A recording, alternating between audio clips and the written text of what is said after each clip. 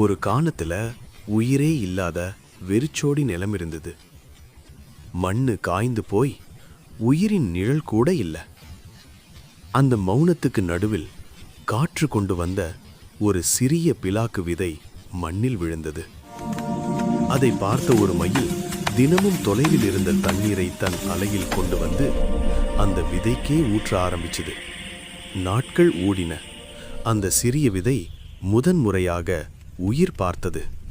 சிறு சிறு முளை மெதுவாக ஒரு செடியாகி வளர ஆரம்பிச்சது. மயிலும் அதோட சேர்ந்து ஒவ்வொரு நாளும் அதை கவனிச்சது.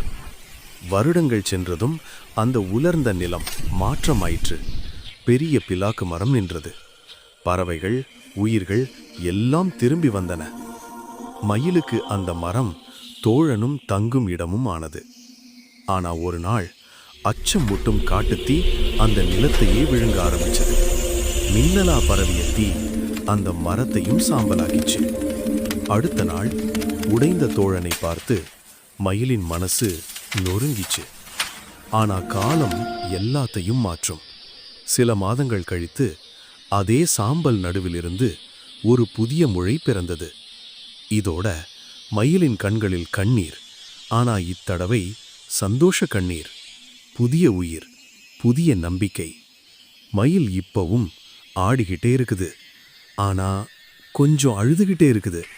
ஏன்னா நீங்க இன்னும் லைக்கு, ஷேரு, சப்ஸ்கிரைப் பண்ணலடா மச்சா.